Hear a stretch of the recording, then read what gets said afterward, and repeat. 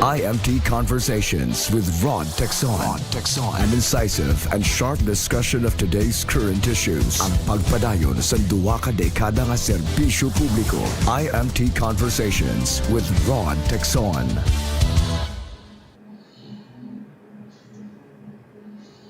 Maayong hapon syudad kag probinsya sang Iloilo kag sa tanan nga nagatan-aw sa amon live via Facebook page Iloilo Metropolitan Times. My name is Ellie Rose na Orbe, ang temporaryo nga magatal-os sa inyo na angdan nga si Rod Texon. Welcome to IMT Conversations. Kaupod naton live via Zoom si Attorney June Altura, LTFRB 6 Legal Officer, para pag-istoryahon kag kuhaon ang ilabahin na hanungod sa pagpatuman sang Local Public Transport Route Plan o kun LPTRP diri sa syudad sang Iloilo. Sir, June Altura, maayong hapon and welcome to IMT Conversations. Good afternoon, Ellie Rose, and thank you for inviting me to join your program. Yes sir, no, thank you sir. No, sir, first and foremost, no, kamusta ang implementation sang aton nga LPTRP since nagsugod na inisang last week? We are now actually on the 11th day since we started to implement the LPTRP, and as from day one up to today, we are confident to say that things have greatly improved. Although there are still pockets of inconveniences being created, we are confident that as we go along, fine-tuning the implementation of this program, all these inconveniences will eventually be addressed, either by way of temporary and immediate remedies or by way of permanent and long-term modifications in the LPTRP itself of the city of Iloilo. Sir, no, akong madumduman nato, no, grabe ang mainit, no, ang debatihan, ang issue diri sa ginatawag naton nga pag-implement sang LPTRP, no. Sir, ang pamangkot sang tanan, pwede bala masuspend sang city ang implementation, and ano ang role sang LTFRB sa sining implementation? Siguro para mas maklaro sa aton, allow me to elaborate on the regulatory framework of how the LPTRP came about, no? Sige, sir. Okay. So it all started with way back in 2017 pa, when the Department of Transportation and DILG entered into a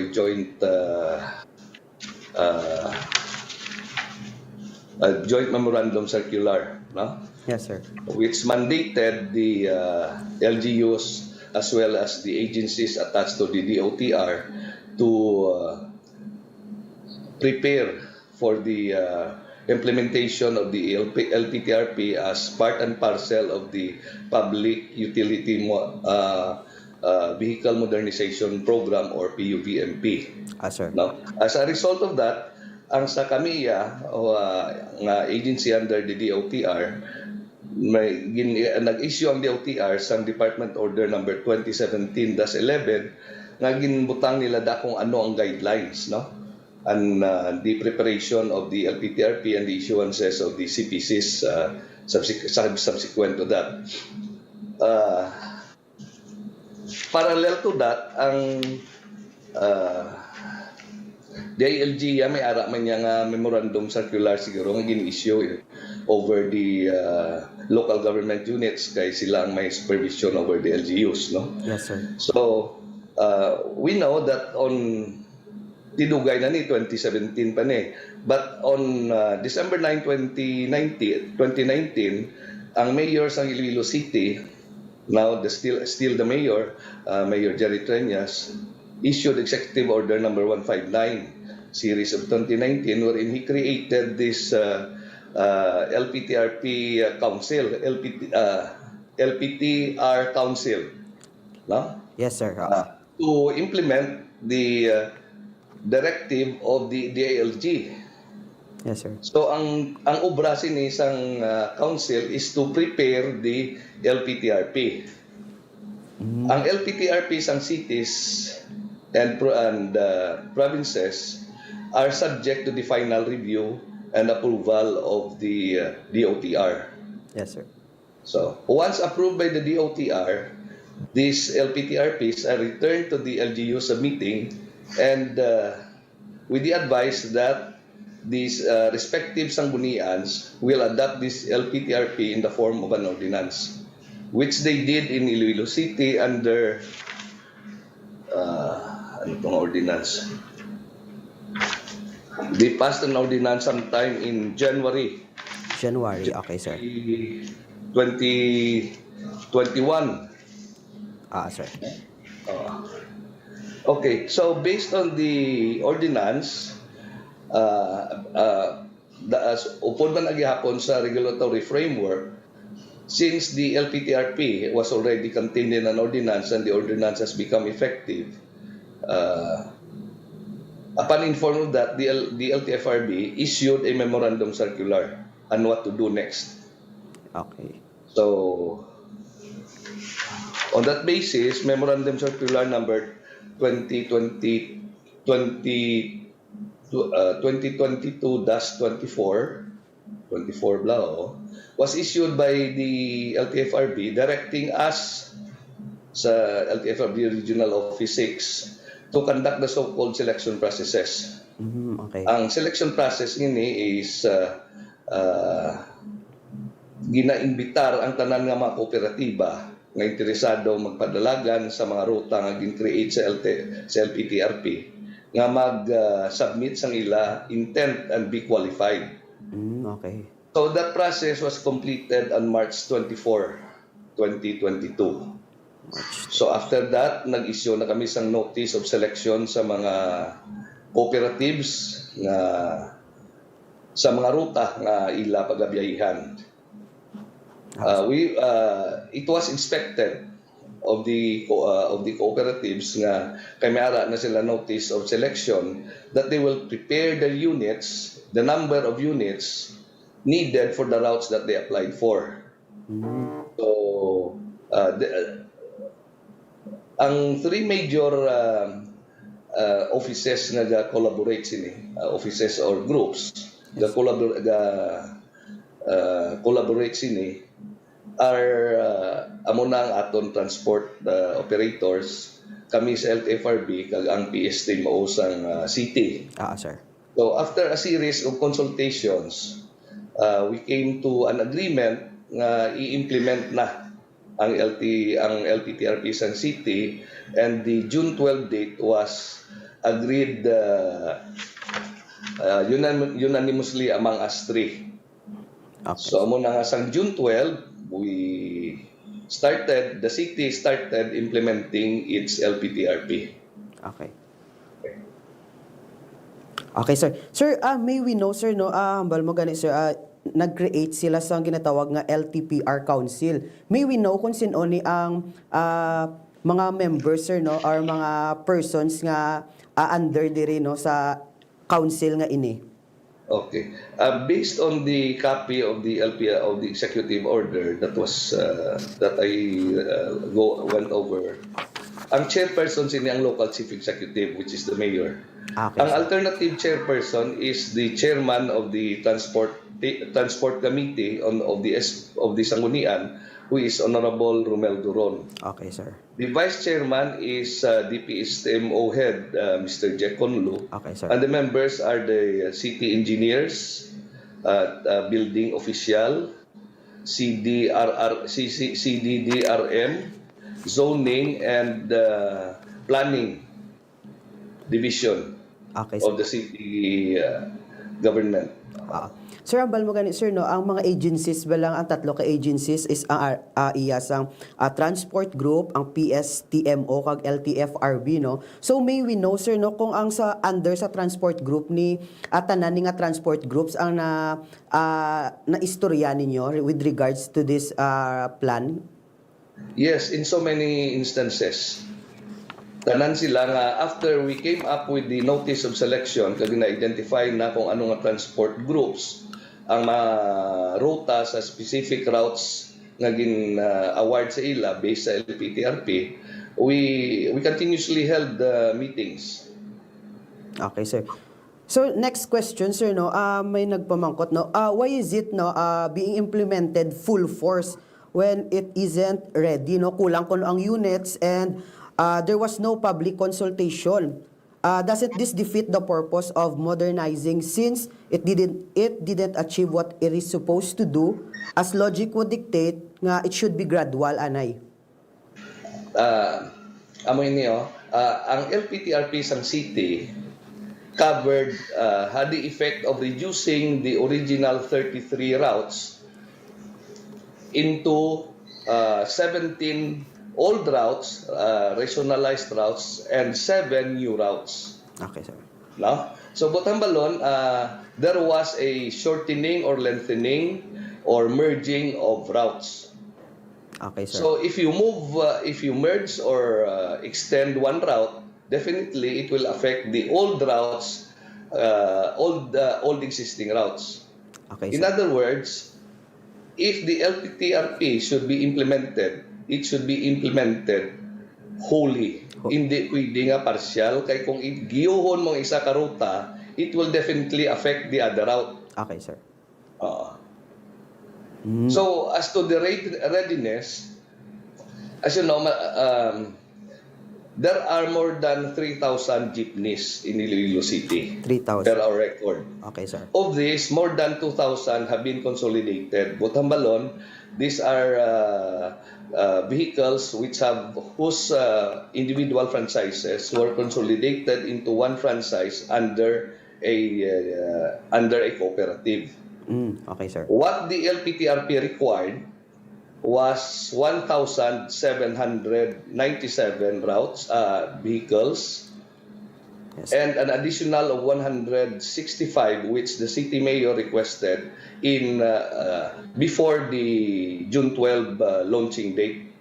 In other words, based sa LPTRP sang province, ang city, there would be an excess of more than 1,000 jeepneys available Okay, sir. for mobilization. And our cooperative, public transport operators in Iloilo City are all aware of that.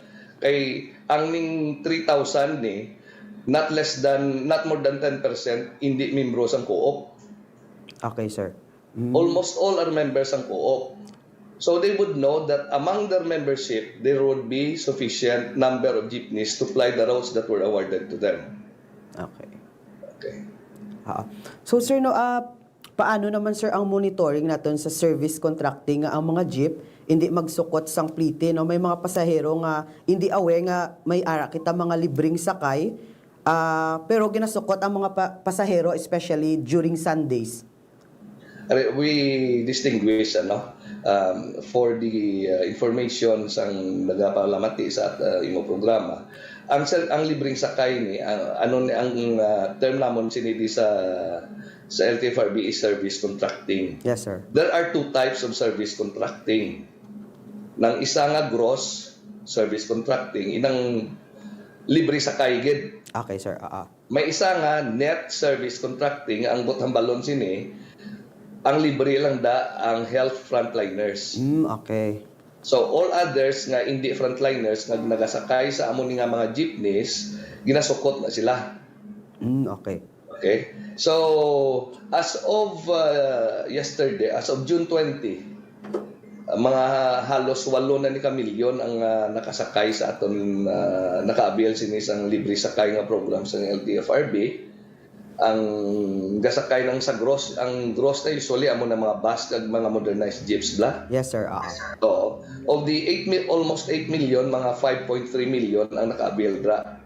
Kag ang sa net ya, ang sa mga traditional jeeps pang ginalibre lang ang mga health frontliners, mga 2.5 million. Okay. Of this almost 8 million na naka-avail sang ridership, our office received a number of 7 complaints. Okay. Ito lang man ang naka-complaint di sa office. And I recall one nga ang ginaubara naman sini, once we get these complaints from passengers, we call the attention of the cooperative or corporation involved. Kag gina-explain sa ila why they violated the terms ang libre sakay. Okay. And there was one particular incident na dumduman ko gid kay ako to nagtawag sa attention, and it was learned nga ang conductor it involved a bus, no? Yes, sir. Nga ang conductor bago lang gid nagubrada sa bus company. Okay. So why siya kabalong ang bus na iya ginakonduktoran libre sakay tanan. Ang isip ya basta health health personnel amo lang ng libre. So every time na may masaka nga pasahero napangitaan niya ID. Sir. So which was a wrong understanding, and the company immediately rectified that practice. Okay. Sir, no, with regards naman sir sa aton nga fair tariff, no, so may pamangkot kung kay hindi ko no pala riho ang sukot sa mga drivers, no, so saan o ba lang LTFRB magpagwa sang bag-o nga fair tariff? Ang aton rates, no, ang fair rates naton have not been changed. Ang tariff ginahatag naton sa mga jeepneys na na-isyuhan na naton sa special permits. Okay, sir. So ang iban nga wala na, probably gabiyahe sila nga wala sila special permits, amo na nga wala sila fair matrix. Pero ang understanding ang instruction sila nga every public utility jeepney plying in a route should have a fair matrix visibly posted in the inside part of the jeepney. Uniform ina nga rate, no? Gabari lang inang sukot depende. Okay, so no, at least sir no ma-clarify ang aton mga passengers and ang mga drivers no nga wala sang nag-change with regards sa aton nga tariff, no. So sir, balik ta sa issue sa LTPRP, no. So mega pamangkot diri no nga why is LTFRB washing its hands, no, from the failure of an efficient implementation and putting the blame to the Iloilo City government when the fact is they were there present during the finalization of the plan to implement this LTPRP? Okay, first, let's correct the impression. It is too early to say that the LTPRP is a failure. We are just on the 11th day of its implementation, and there is a long way to go. Okay, there are inconveniences presently being experienced by the commuters. These inconveniences may be rectified by immediate measures taken by the PSTMO of the city by way of rerouting of traffic. There are also inconveniences which cannot have immediate solutions, which would require a modification of the LTPRP itself. And that modification will take some time to be implemented. Kaya ang proseso sa modification sa LTPRP will be the same as the process itself in adopting the LTPRP itself. So bothambalon ang modification, i-forward na sa DOTR, i-review, i-aprobahan, ibalik sa city, kag ang city ibalik sa city council for amendment of the ordinance. Yes, sir. So subong, if there are modifications or there are changes in the implementation of the LTPRP, we are not talking of permanent modification of LTPRP. What we are talking is rerouting to accommodate and to address the pressing concerns. Okay. I have been, unless nga may iban ka mga gina-interview nga halin sa LTFRB, Yes, sir. I do not recall having made any statement na ginapasa namon ini ang sala sa Iloilo City Government or the transport group for that matter. We have always been one in our voice and in our stand that the implementation of the LPTRP of Iloilo City will fall or succeed on our collective effort. Yes, sir. We don't have time to put blame on anybody. Yes, sir. Oo. Okay. In fact, as late as yesterday, 2 days ago, we had a meeting again with the PSTMO and the transport operators wherein we have adopted a manifesto of support for the full and continuing implementation of the LPTRP of Iloilo City. That is because we believe and we are cognizant of the fact that the implementation of the Iloilo LPTRP is paramount to the development of Iloilo City. Okay, For sir. what it is, the seat of the place where major government offices are located. It is the seat of it is the place where big and small businesses and establishments are located. It is the place where the major educational institutions are located. Yes, sir. Okay. Sir, no, follow-up question natin, sir, no. Kinahanglan, gid bala, sir, nga i-implement dayon ang LPTRP sang city, no? And may deadline bala ang mga LGUs nga dapat maka-approve sini. Ano ang mga consequences kung ang isa ka LGU hindi ka obra sang ila LTPRP? Una, ang directive to prepare an LPTRP is a directive from the DILG. Okay, sir. No? Kay ang LGU is under the supervision of the DILG.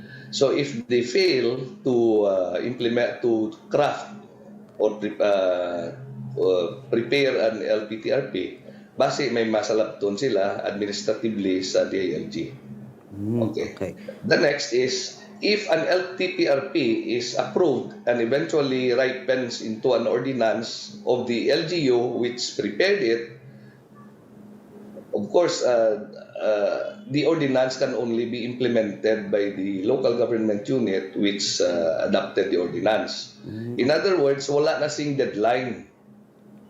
It depends on the discretion of the local government when to implement. The ordinance has an effectivity. The effectivity is different from implementability. No? Okay, sir. Kaya once the ordinance was adopted and became effective, may mga tikang pangaginhimo to make the ordinance itself, the LPTRP itself, implementable. Amo tong may mga selection process kami nga ginentertain. Now, it is the call of the city, of the local government or the city of Iloilo, in this case, to decide when to start launching the LPTRP. And that date of June 12 was agreed upon after a consultation with us at the LTFRB and the transport operators. We don't know if there are other consultations done by the city with other stakeholders, but as far as our presence is concerned, we were there with the transport operators when the June 12 date was agreed upon. Okay, sir. Okay. Okay. Sir, no, aside sa city, sir, ano pa nga mga lugar sa Western Visayas ang naaprubahan ng ila LPTRP? May ara bala?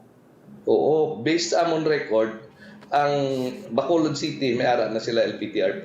Okay. May ara. Ang Guimaras Province may ara na. Approve na Ang ni sila, sir. Lacarlota City sa Bacolod, sa Negros Occidental. Ang Municipality of Damaraw sa Capiz. Kag ang Municipality of Putotan sa Iloilo. May ara na sila nga LPTRP. Okay. So, approve na ni sila, yes, sir, ang lima ni sir ka mga areas. Approved na, oo. Okay. I don't know with the towns, no? Pero Bacolod City, kaya amo na ganing hambal ko bla, after the LPTRP is approved and adopted in an ordinance, a corresponding memorandum circular should be issued by the LTFRB to implement that particular LPTRP.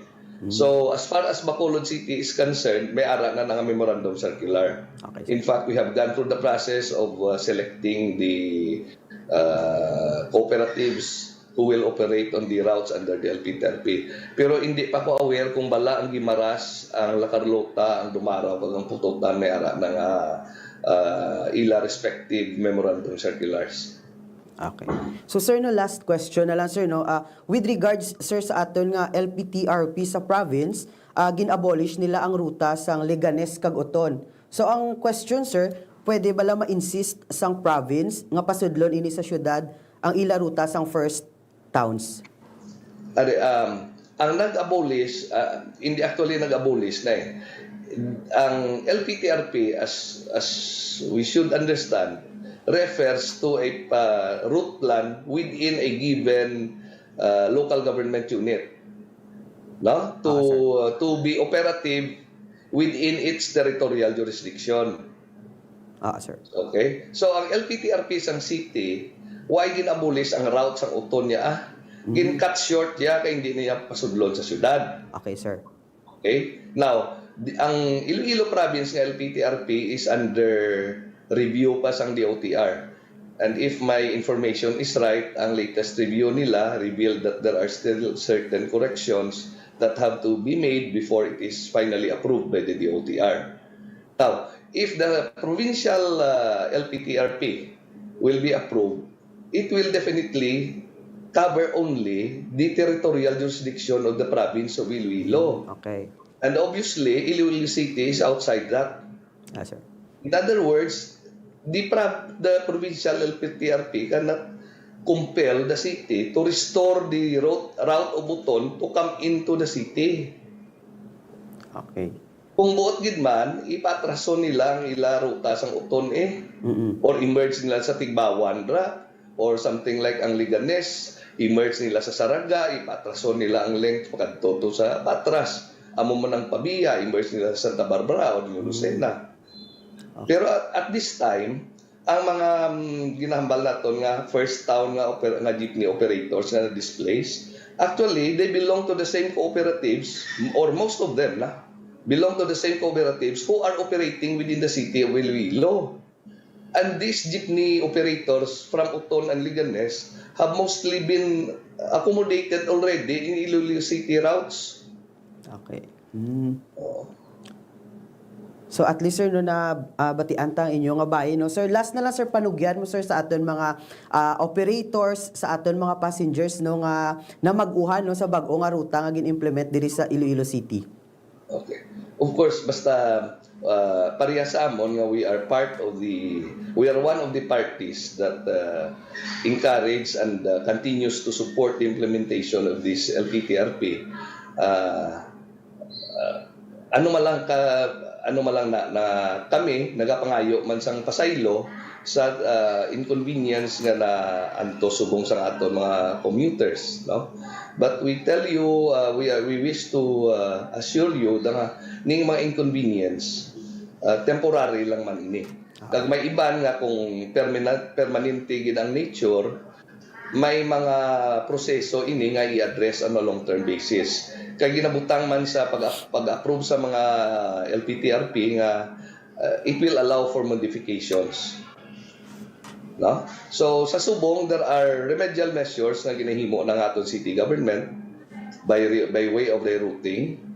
Tapos siyempre may iban pa nga reklamo nga nag-increase ang number of rides. Ang iban kulang ang number of units, catering to certain route. All these things are being taken down. And of course, we cannot address and solve them piecemeal. Kaya kung temporary man lang ang nature, we can always make adequate moves to address them. Pero kung permanente na, halimbawa, paliputon mo tong ruta o kung palikawon mo sa lain nga lugar, that is a modification already of the LPTRP, and it will require some time. Okay, sir.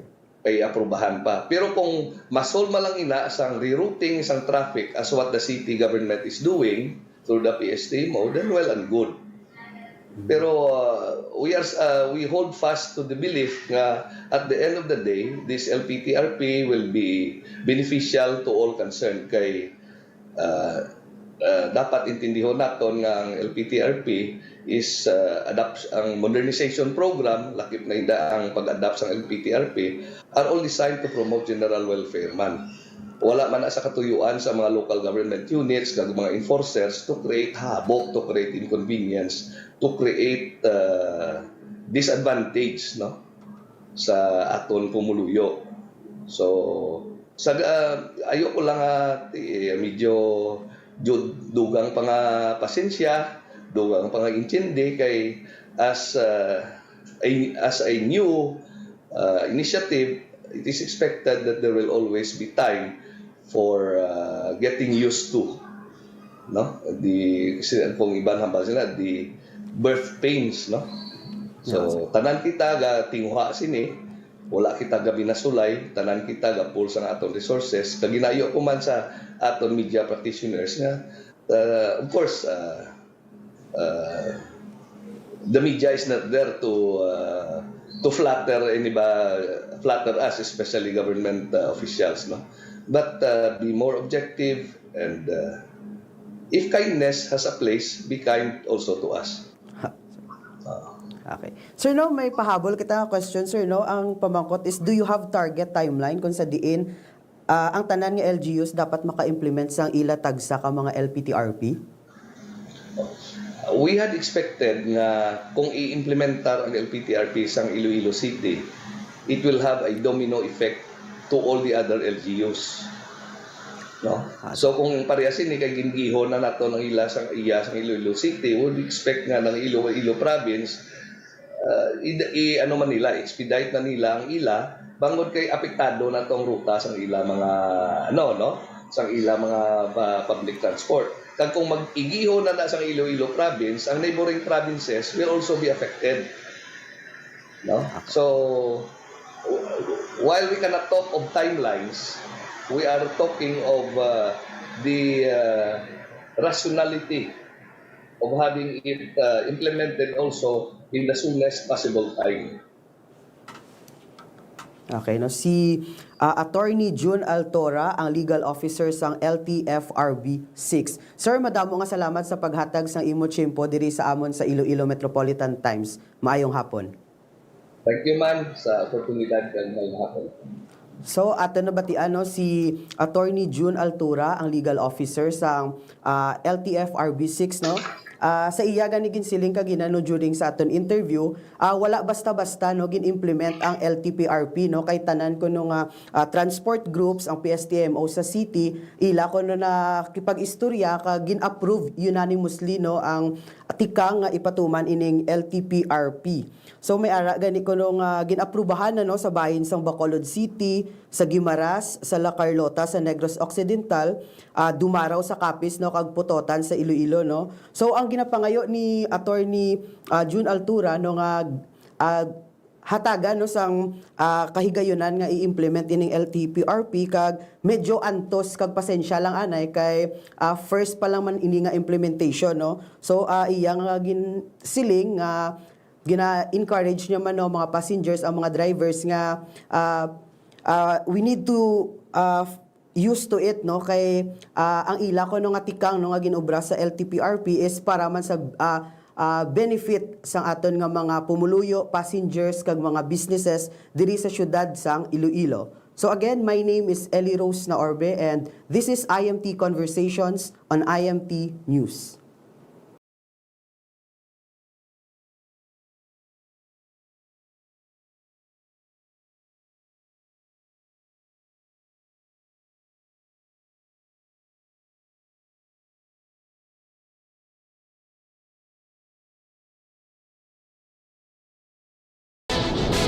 IMT Conversations with Rod Texon.